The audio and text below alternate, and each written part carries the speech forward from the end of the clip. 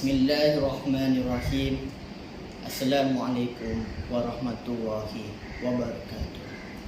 Alhamdulillahirabbil alamin wassalatu wassalamu ala asyrafil anbiya'i wal mursalin wa ala alihi wa sahbihi ajmain. Alhamdulillah, bersyukur kita merafak kepada Ilahi kerana masih diberi nafas dan masih diberikan kita untuk beribadah kepada Allah, dan selawat dan salam ke atas baginda junjungan kita iaitu Nabi Muhammad sallallahu alaihi wasallam.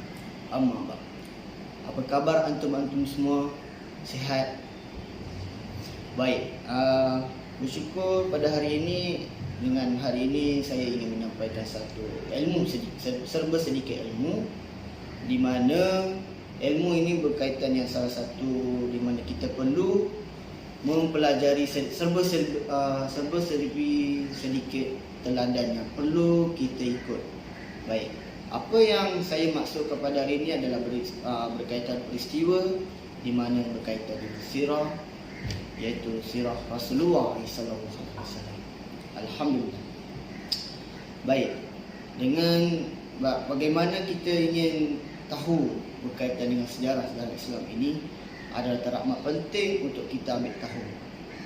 Di mana daripada Rasulullah SAW dari lahir sehinggalah baginda wafat. Baginda walaupun dilahirkan dengan serba cukup yang sempurna, tetapi baginda terlalu diuji, banyak benda yang diuji, yang Allah ujinya. Jadi baginda tidak pernah berputus asa dan tidak pernah mengeluh walau sekecil-kecil ujian itu pun. Tetapi nilainya terlalu besar bagi di sisi Allah. Baik. Alhamdulillah. Di sini saya terlebih dahulu saya sebagai guru, di mana guru yang tak lama lagi bakal jadi seorang pendidik. Seorang pendidik di mana guru hanyalah bukan berperanan menyampaikan sesuatu ilmu itu bahkan bukan pada murid saja. Walhal ia perlu menyampaikan kepada seluruh masyarakat. Tidak kira lah, walau berbeza agama, walau berbeza kulit, tidak kira apa juga pun. Baik, saya ingin mulakan serba sedikit tentang sejarah Islam, sirah Rasulullah SAW. Di sini saya ada gambaran tentang peta minda, baik, iaitu tentang inilah bagaimana peristiwa-peristiwa susun atur jalan hidup daripada baginda Nabi lahir, menyampaikan Islam sampailah baginda wafat. Mari. Baik. Saya ingin mulakan iaitu pada mulanya iaitu keputeraan Nabi Muhammad sallallahu alaihi wasallam. Iaitu seperti yang kita maklum, kita tahulah, iaitu pada hari Isnin 12 Rabiul Awal tahun Gajah, iaitu pada tahun 571 Masihi. Okey, iaitu di mana pada waktu itulah bermulanya Nabi Muhammad sallallahu alaihi wasallam adalah sebagai utusan yang terakhir. Di mana Nabi ini sebagai utusan yang untuk membimbing manusia melakukan kebaikan dan menjauhi segala kemungkaran. Baik. Dan pada ketika itulah Nabi dilahirkan di kota Mekah. Di mana satu kota Mekah ni adalah salah satu kota di tanah suci, yang tanah yang betapa mulianya di sisi Allah Azza wa Jalla. Baik, di mana Nabi Muhammad ini pada ketika itu ialah selepas baginda besar secara berperingkat memasuki ke alam keremajaan, di mana Nabi Muhammad ini begitu kasihan. Kita tengok di mana dia hidup dengan keadaan yang tiada ibu bapa, anak yatim. Inilah dari bapa sajalah. Dan baginda ni sebenarnya adalah berasal keturunan Quraisy lah, suku kaum Quraisy. Dan baik, seterusnya saya nak teruskan kepada carta-carta kepada ibu bapa, carta-carta keluarga, iaitu baginda Nabi Muhammad SAW. Baik, seterusnya saya akan nak mulakan di mana pada itu iaitu nama ibu bapanya Abdullah bin Abdul Muttalib. Abdullah bin Abdul Muttalib ni adalah seorang bapa yang kepada Nabi Muhammad SAW. Seterusnya saya masuk pada ibu Aminah binti Wahab. Aminah binti Wahab. Dan seterusnya datuknya adalah Abdul Muttalib. Okey. Untuk kita imbau balik sejarah, di mana datuk Nabi Muhammad ni iaitu Abdul Muttalib inilah dialah yang menjadi yang menyambut antara orang pertama yang menyambut kelahiran baginda Nabi Muhammad sallallahu alaihi wasallam. Dan seterusnya saya masuk kepada bapa saudara iaitu Abu Talib.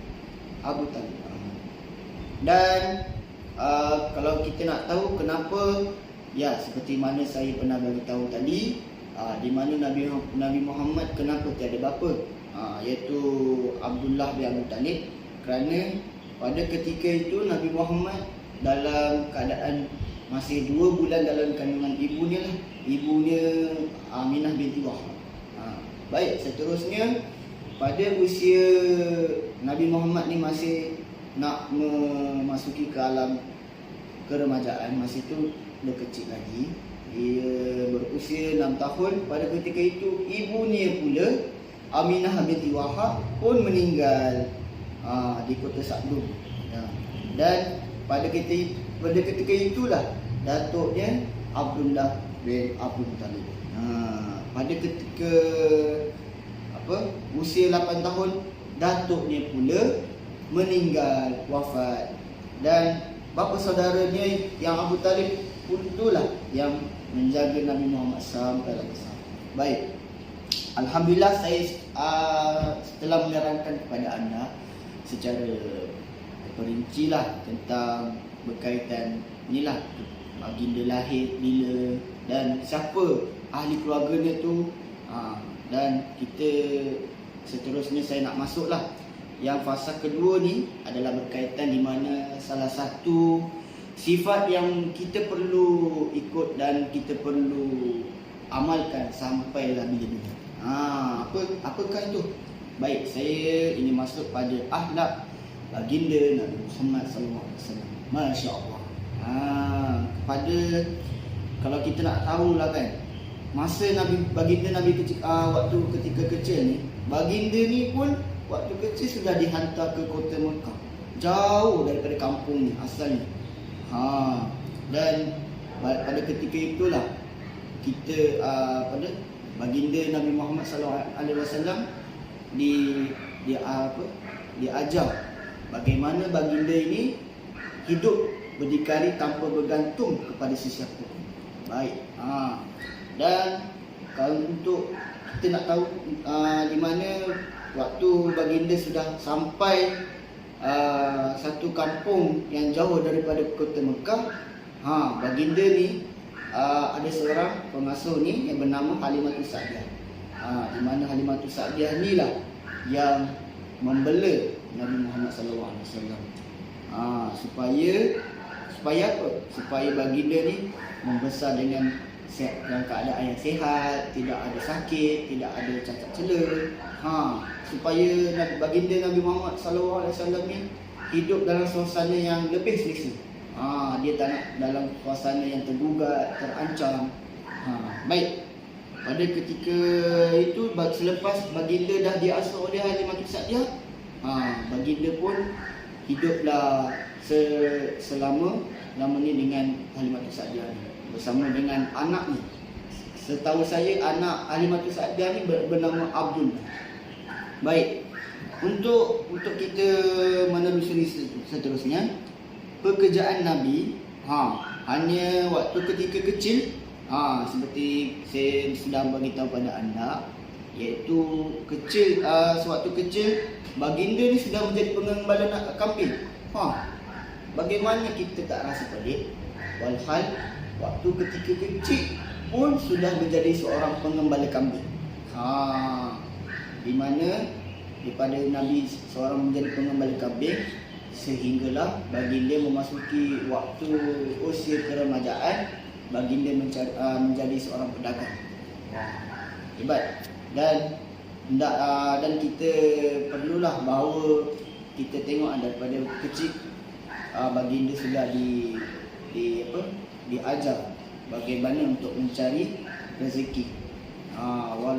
Walau ketika mana itu baginda usia kecil. Baik. Untuk kita masuk tajuk yang seterusnya, iaitu adalah mendidik jiwa Nabi.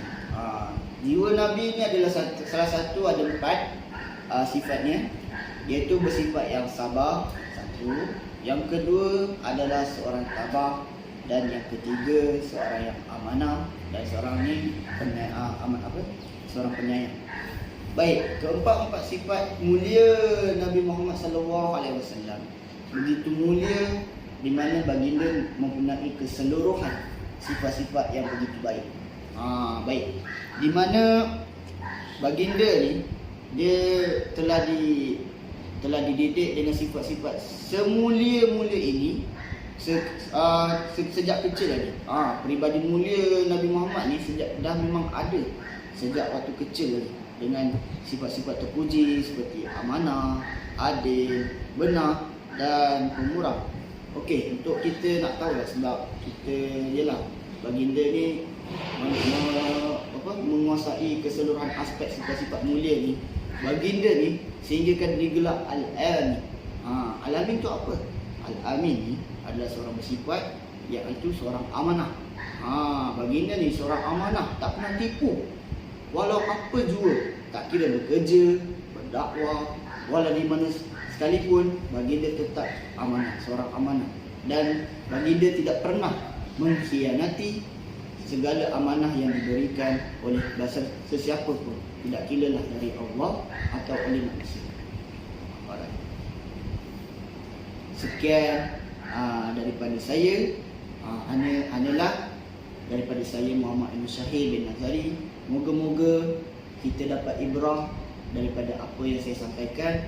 Kita mendengar bukan hanya sekadar mendengar, melihat bukan sekadar melihat, tetapi ia adalah mendengar sehingga kita menangkap dalam hati kita, agar kita merasai jiwa dan rohani kita, yang supaya kita ikut apa baginda sallallahu alaihi wasallam yang bawa daripada dulu sehinggalah zaman sekarang ini. Wabillahi wal taufiq wal hidayah. Assalamualaikum warahmatullahi wabarakatuh. Syukran.